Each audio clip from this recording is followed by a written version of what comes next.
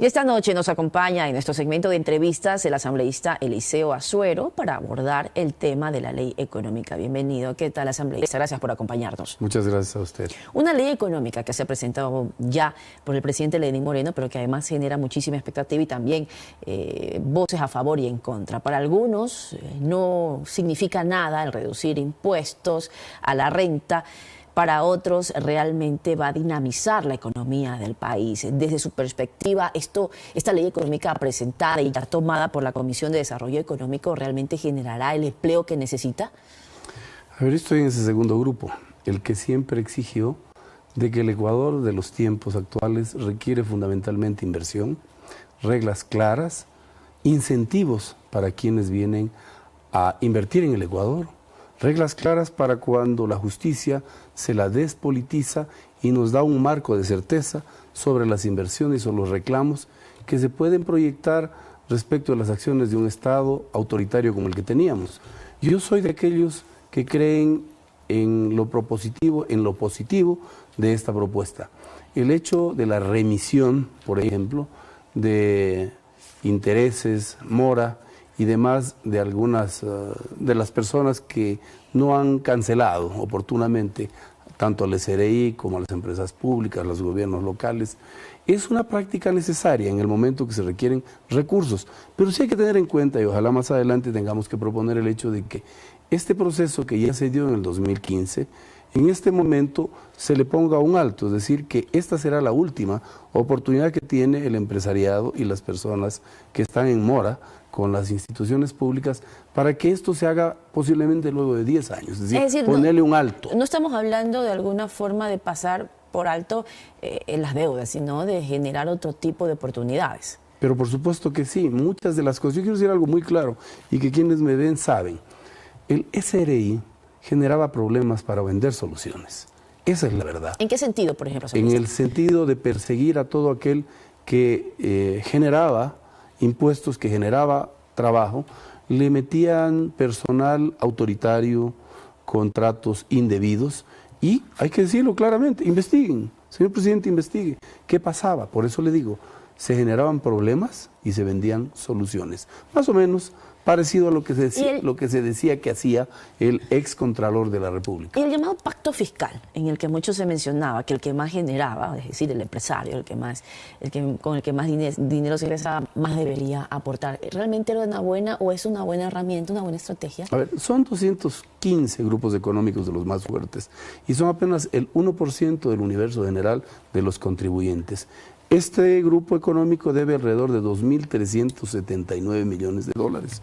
Es decir, si en el momento actual se practica lo que establece la ley, el Estado ecuatoriano podrá tener recursos. El pacto tiene que ser hacia futuro.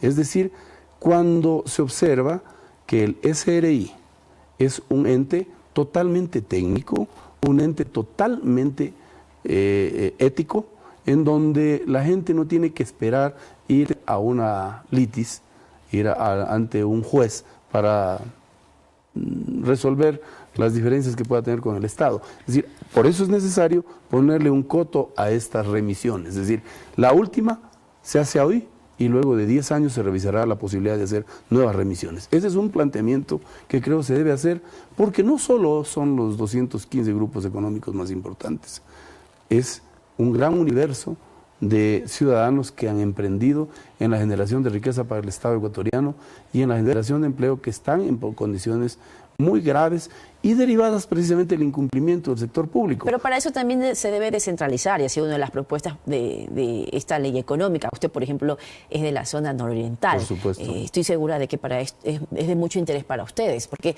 ¿qué es lo que hace esta descentralización al momento, por ejemplo, de llevar inversiones hacia la frontera? Mire, en el momento que usted lleva inversiones y le da 15 años de moratoria o de no pago del impuesto a la renta a quienes invierten sus capitales en esta zona de frontera en donde ahora se establece la inseguridad del Estado ecuatoriano, es realmente positivo, porque estamos demostrando que el Ecuador no tiene que ser el Ecuador de los dos polos de desarrollo, de Quito y Guayaquil. Es decir, el Ecuador en su conjunto se beneficia y abren nuevas posibilidades de generación de riqueza. Esto es importante, pero esto tiene que ir de la mano, por supuesto, con la independencia de la justicia, algo que en días posteriores, estoy seguro, lo tomará en cuenta y lo hará posible el Consejo de Participación Ciudadano Transitorio. Es decir, es ya tiempo de decir que aquellos que le metieron la mano a la justicia y que generaron esta inseguridad para la inversión, termine. Y hay que terminar cortando por lo sano, mandándoles a su casa y reinstitucionalizando el Ecuador con una total y absoluta independencia de funciones. Ahora también el incentivo que se da a la construcción de vivienda social. Por supuesto. Esto es un motor importante en el sentido de generar más plazas de empleo. Imagínese usted lo que pasa en los municipios y en las instancias que tienen en su rol el de permitir los trámites y de procesar los trámites. Es decir, ahora tienen tiempos. Es decir, no se puede permitir porque el hecho de demorar los trámites genera la corrupción que a todos nos está escandalizando. Por eso, no solo tiene que ir hacia la vivienda de interés social, también tiene que ir a las otras construcciones, hoteles, construcción resorts. privada, que de hecho sentían muchos obstáculos ya hace algunos años para poder ejercer, ¿no? Mariuxi, todo el mundo se siente nervioso cuando quiere emprender en un proyecto de esta naturaleza, porque le ponen tantas trabas. Si no es en un determinado segmento del sector público, es en el municipio. Es decir, vuelvo a insistir sobre la frase, generan problemas para vender soluciones. Y eso se llama corrupción. Y esta normativa va a permitir precisamente que esto termine, y qué bueno, por la iniciativa y el cambio de rumbo a la economía que el Ecuador esperaba de mucho tiempo. Es momento. ¿Se esperaba usted precisamente esto? ¿Se esperaba todos estos cambios? Bueno, estábamos hablando hace algunos minutos sobre estos momentos históricos, ¿no? La reunión con la CIB, Human Rights Watch, el secretario decía que en un año se han dado estos giros muy importantes. El Ecuador vive un momento muy importante. ¿Usted se esperaba esto cuando se conoció que Lenín Moreno era el nuevo presidente del país? La verdad, no. Yo creía que Lenín Moreno iba a continuar con la tónica atrabiliaria del expresidente Correa. Todos sabíamos que el Ecuador estaba inundado de corrupción. Y hay que felicitar al presidente Moreno. Yo le he criticado en muchas cosas. Por ejemplo, tiene que seguir descorreizando. Por ejemplo, esa canciller nos está haciendo mucho daño en este momento. Y así de claro. Pero hay que felicitar estas iniciativas que hablan de un cambio de tiempos y hablan de la voluntad cívica que tiene un presidente. Bueno, tiene un gabinete que de hecho ha hecho cambios sí, pero hace poco y que ha sido también señalado como que fueran gabinetes de derecha. Mario, sí, tenemos que ir más adelante. A ver, si la receta del correísmo ha funcionado, ¿dónde están los resultados? Es decir, tenemos que agotar ese sistema e ir a un sistema innovador, como el que da una economía de mercado como la que tenemos. El Ecuador es propositivo. En el Ecuador hay buenas intenciones, hay buena gente y tenemos potencialidades para ser explotadas. Usted como asambleísta, ¿le es más fácil en este momento poder trabajar, por ejemplo, que si hubiera sido en años anteriores? No se olvide que fui destituido arbitrariamente, ilegalmente, por un grupo de asaltadores del poder popular. En todo caso, hoy en día me es mucho más permisivo, si cabe el término, el hecho de opinar diferente. Y yo sé, como lo ha dicho el presidente, que la mejor asesoría es la crítica.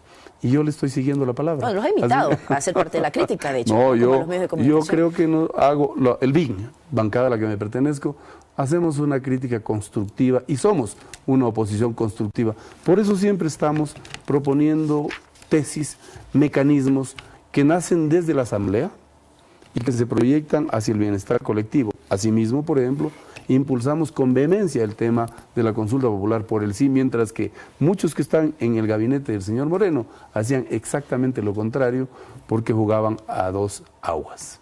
Eso es grave, pero en buena hora que el presidente esté reconociendo de que no todos los que dicen ser sus amigos son precisamente eso.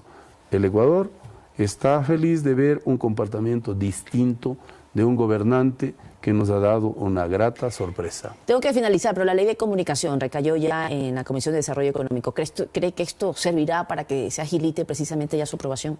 ¿La ley de comunicación? La ley de economía, la ley económica. La ley económica, por supuesto que sí. En la otra comisión de régimen económico, de seguro, como ya se vio en algunas declaraciones, precisamente de miembros de esta comisión, como Pavel, en el sentido de que habían muchas observaciones que limitaban la posibilidad de que esta ley salga de manera expedita, como los ecuatorianos necesitamos y esperamos. Alicia Suero, muchísimas gracias, asambleísta, por estar con nosotros en este espacio de entrevista y hacer su análisis precisamente sobre los puntos más relevantes de la ley económica entregada por el presidente Lenín Moreno. Hacemos una pausa, ya volvemos con más.